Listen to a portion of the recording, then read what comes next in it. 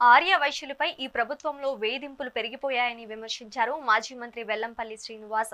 పొదిలికి చెందిన అవినాష్ అనే యువకుడిని ఎస్ఐ రక్తం వచ్చేలా కొట్టాడని అన్నారు. కూటమి ప్రభుత్వంలో వైశ్యులపై కక్ష సాధింపు, పోలీసుల వేధింపులు పెరిగిపోయాయని విమర్శించారు. అధికారుల వేధింపులకు నిరసనగా పొదిలిలో వ్యాపారస్తులు అంతా స్వచ్ఛందంగా బంద్ పాటించారని అన్నారు.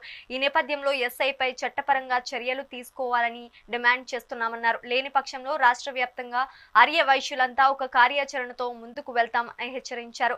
అలాగే పిడుగురాళ్లలో జ్యోతి అనే మహిళపై పోలీస్ స్టేషన్లో బలవంతంగా సంతకాలు తీసుకుని వేధిస్తున్నారు. వైశ్యులపై పోలీస్ వేధింపులు పెరిగి పోయాయని ఆగ్రహం వ్యక్తం చేశారు. ఆంధ్ర రాష్ట్ర వ్యాప్తంగా కూడా ఆర్య వైశ్యుల మీద దాడులు, విపరీతంగా వేధింపులు జరుగుతున్నాయి.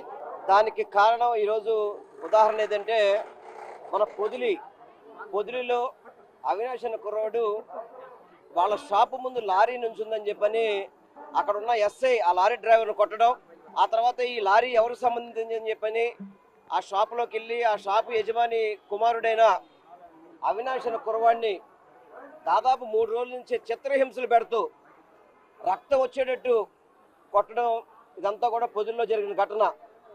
అందుకే ఈరోజు వ్యాపారస్తులందరూ కలిసి పొదిల్లో ఈరోజు బంద్ పిలిపివ్వడం, బంద్ కూడా స్వచ్ఛందంగా ప్రతి ఒక్కళ్ళు కూడా చేయడం జరిగింది. ఎందుకంటే వాళ్ళ కొట్టు ముందు లారీ పెట్టాడని చెప్పని పోలీసు కోపంతో అతని అవినాష్ అనే కుర్రవాడిని స్టేషన్కి తీసుకెళ్ళి చితకబాది అతను దెబ్బలు తగిలాయని చెప్పని గవర్నమెంట్ హాస్పిటల్కి వెళ్ళి ట్రీట్మెంట్ కోసం వెళ్తే నువ్వు మళ్ళీ హాస్పిటల్కి వెళ్తావని చెప్పని మళ్ళీ స్టేషన్ తీసుకొచ్చి చితకబాది తన తండ్రి కోటేశ్వరరావు గారు మా అబ్బాయికి ఎందుకు ఇలా చేస్తారని చెప్తే తండ్రిని కూడా కొట్టడం జరిగింది. అంటే కూటమి ప్రభుత్వంలో వ్యాపారస్తులకు కానీ ఆర్య వైశ్యులకు కానీ ఎక్కడా భద్రత లేదు అనడానికి